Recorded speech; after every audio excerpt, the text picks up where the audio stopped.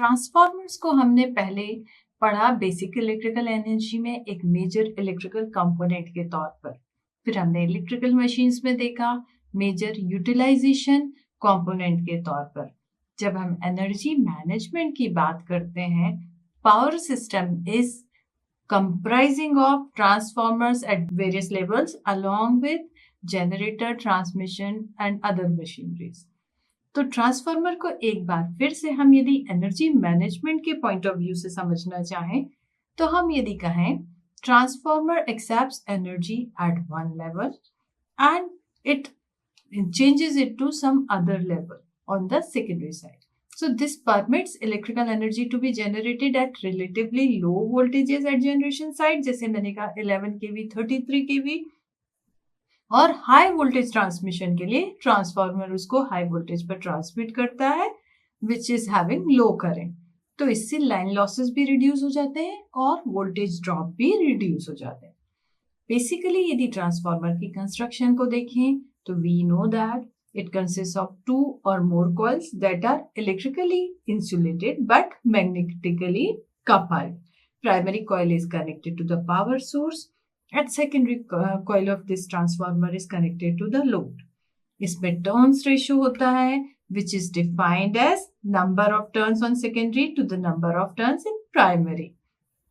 और इस turns ratio के use से we can say secondary voltage is equal to primary voltage times turns ratio, or ampere turns of the transformer can also be calculated by multiplying current in the coil times the number of turns. जैसे कि I1 into N1 is primary side ampere turns, secondary side I2 into N2. इसके बाद लेकिन ये दोनों equated होती हैं, I1 into N1 should be equal to I2 into N2. इसके बाद एक टर्म आती है ट्रांसफार्मर के अंदर वोल्टेज रेगुलेशन की। Voltage regulation of transformer is what? Percentage increase in voltage from full load to no load.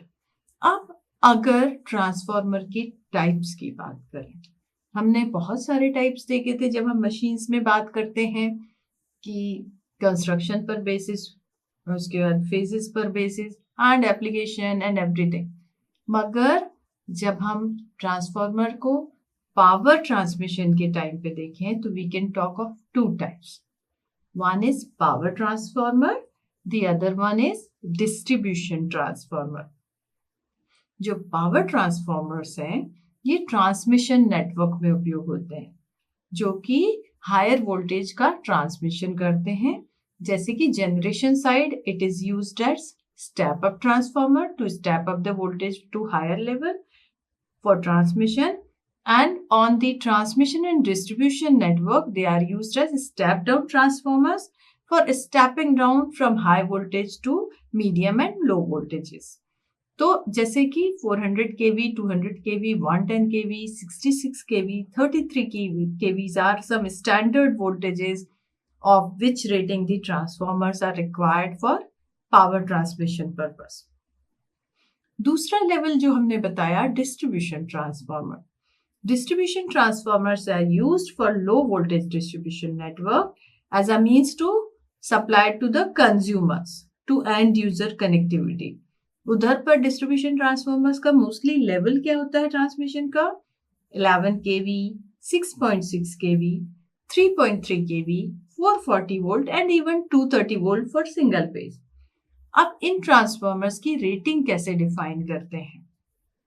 Rating of transformer is calculated based on the connected load and applying the diversity factor on the connected load, जो कि एक particular industry के लिए different होगा, and we can finally get the kVA rating after applying this diversity factor. Diversity factor है क्या? It is ratio of overall maximum demand of plant to the sum of individual maximum demand of various equipment.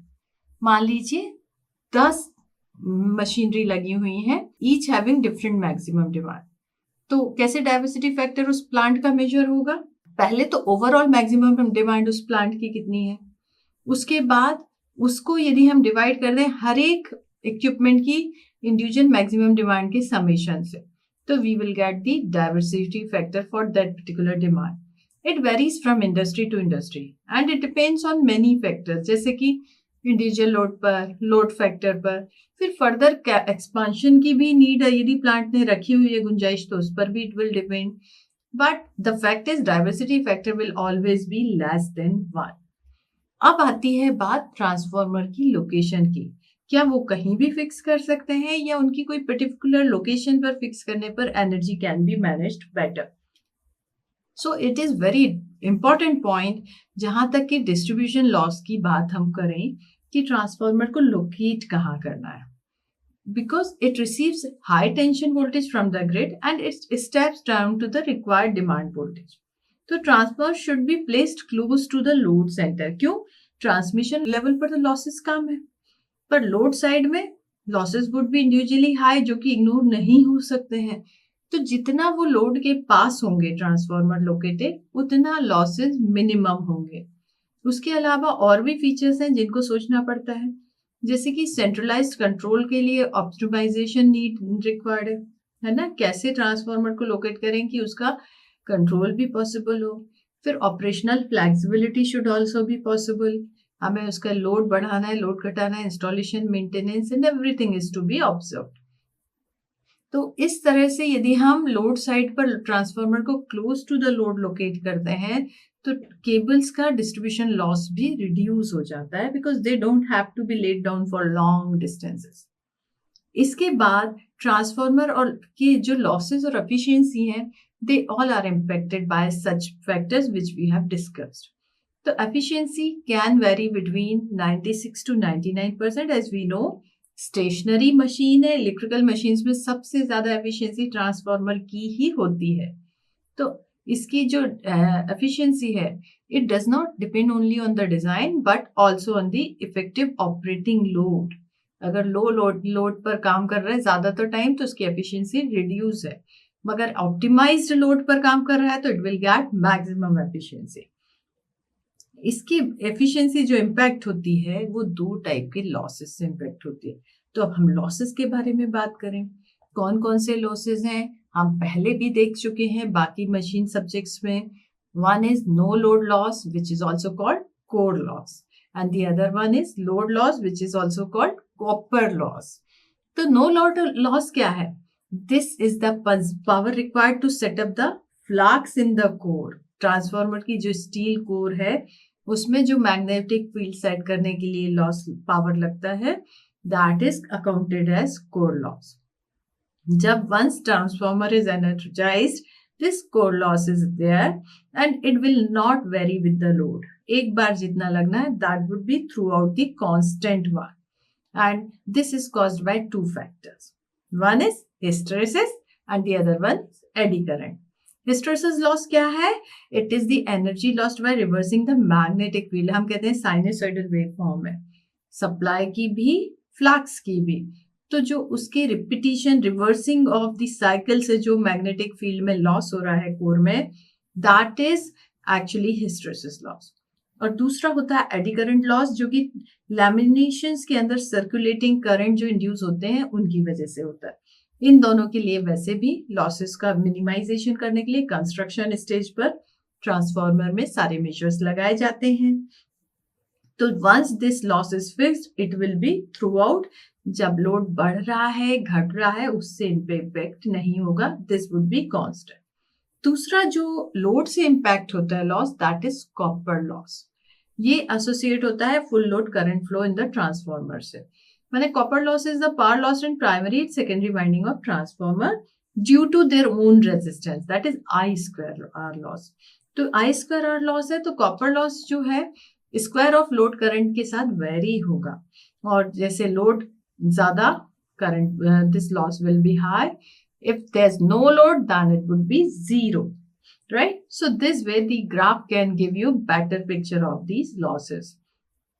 अब यदि इस transformer के अंदर manufacturer no load loss और load loss के बारे में रेटिंग इंफॉर्मेशन सप्लाई करता है, तो जो टोटल ट्रांसफार्मर लॉस है किसी भी लोड लेवल पर, उसको हम एक फॉर्मूला से कैलकुलेट कर सकते हैं। कैसे?